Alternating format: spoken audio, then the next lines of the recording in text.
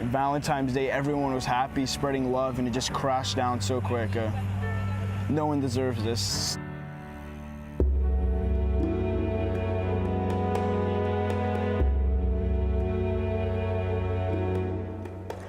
"17 lives shattered, a community changed in an instant, and yet another mass shooting." Thanks for joining us on Morning Dose. I'm Layla Muhammad. I'm Gary Streisky. Many of us are waking up with our thoughts in Florida this morning, where gunmen opened fire at Marjorie Stoneman Douglas High School in Parkland, Florida. Now, that high school, as you can imagine, is closed for the rest of the week as police investigate, and the community begins the long and very difficult healing process. Here's what we know about that shooting so far. Police say a former student unleashed a hail of gunfire and was on the loose for more than an hour, killing at least 17 students and teachers. There are conflicting reports on how many were injured, from 12 to possibly 20 people. We do know as of this morning, 5 people are in critical condition. Police have not released the names of those who were killed. They have identified the suspect as a former student, 19-year-old Nicholas Cruz. Police say he came prepared. In addition to an AR-15 with multiple magazines, the suspect had a gas mask and smoke grenades. Police believe he pulled that fire alarm to draw those students and teachers out of their classrooms. Cruz reportedly tried to blend in with the other students who were leaving the building during the evacuation order so that he can evade police, but it didn't work. Officers were able to arrest him about an hour later. He is due in court today. As the shooting played out, word spread quickly because students at the school immediately using their cell phones to alert their loved ones and post updates on social media as all of the shooting was taking place. Yeah, and that is where the world watched it play out in real time from the students' perspective. Here is a look at some of the most viral posts yesterday, and we warn you, it is strong content. The first post started after 1 p.m. Eastern. Heather tweeted something no teenager should ever have to say. "Our school is having a shooting. I'm not even kidding. I'm about to die."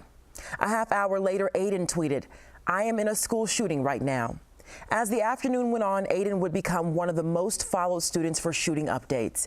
Minutes later, Aiden tweeted these photos showing classmates taking cover under their desks, writing, "My school is being shot up and I am locked inside. I'm scared right now." Soon after, Aiden tweeted this picture, writing, "Still locked in. I checked the local news and there are 20 victims. Long live Marjorie Stoneman Douglas High." We now know there were at least 17 killed.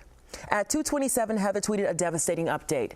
"The SWAT evacuated us and like 3 people I know were shot in our building and there was blood everywhere. I can't breathe right now, but I'm safe."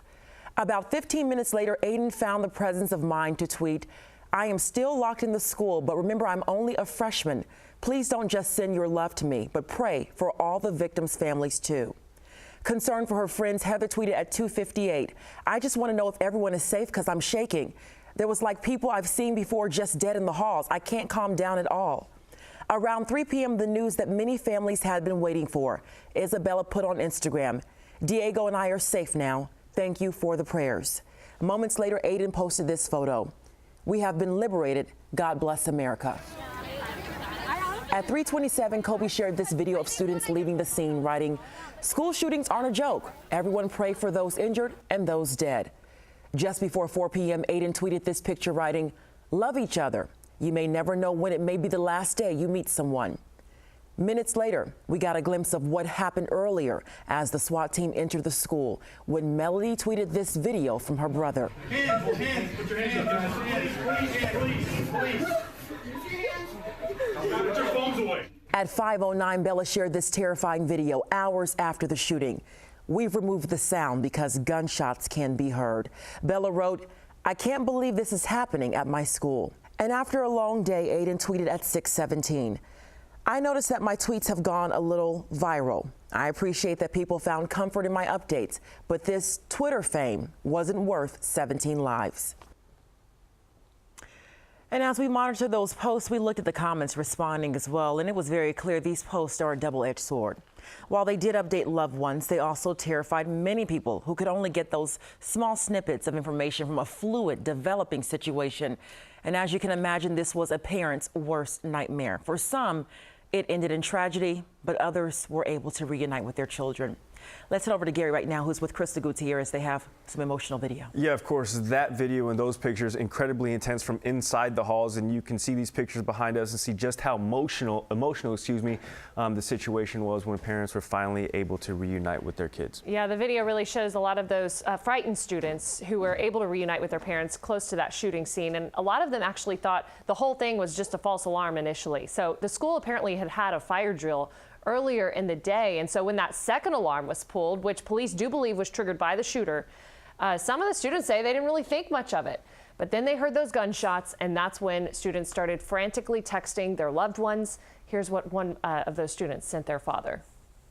We're in a real code red, Dad. Get me ASAP. It's not a drill. I hear gunshots. We just got a code red notification, so get me ASAP. There are gunshots in our school. Hell, someone died. Come now. Man, as a parent, I have to choke back tears just thinking if that was my child texting me those words. I just can't even imagine what those parents were thinking. So a lot of students who talk to the media say they're still in complete shock, and the events of what happened really haven't even hit them yet. For parents, it was just an afternoon full of dread, as you can imagine. It's just different when it hits home, you know?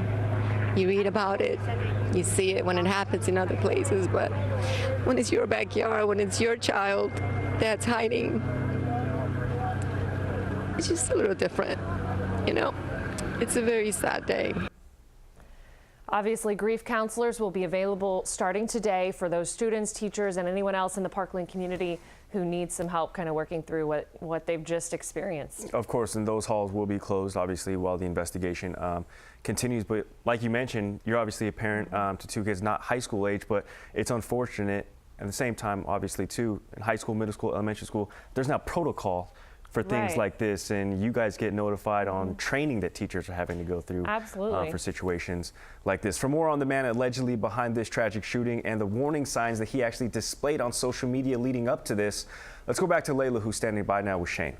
Yeah, you know, following shootings like this one, everyone wants to know who would do something like this. Yeah, so here is what we know about the accused gunman. Broward County Sheriff's Office identifies him as 19-year-old Nicholas Cruz. Both his adoptive parents have died. Cruz is a former student of the high school. He'd been expelled for disciplinary problems. In fact, the school said that Cruz was not allowed on campus with a backpack at one point last year. Several students said they'd heard of him, knew he had a bad reputation, and some said that he came to mind when they talked about possible school shootings.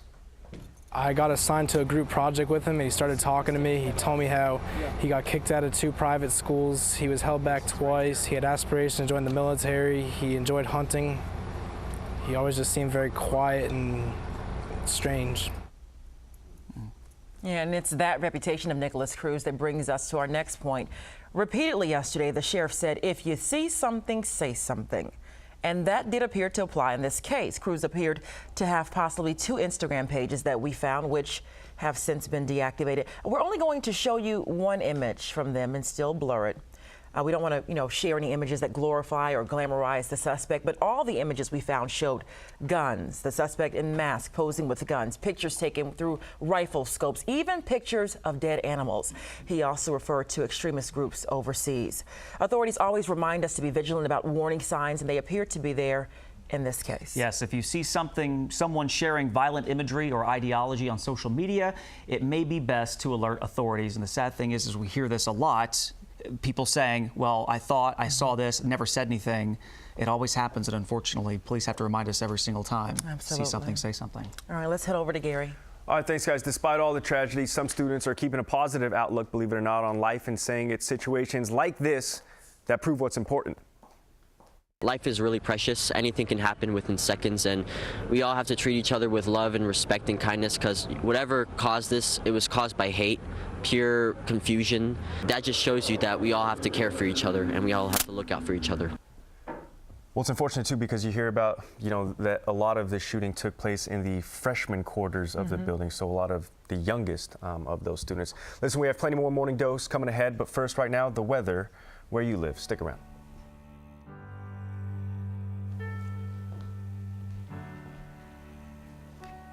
Hey, North Texas, let's take a peek outside this morning in our area. Right now, we're looking at cloudy skies, about 66, a really nice mild morning. Cloudy skies, some patchy drizzle throughout the day. At about 4 p.m. today, going to remain cloudy with temps at about 73 degrees. Wind gusts will be as high as 30 miles per hour, so a really nice day ahead. Tonight around 10 p.m., we'll still be sitting around 67 degrees. That's it for your weather. Let's take a quick peek at the roads this morning, starting in Dallas County. So far, so good.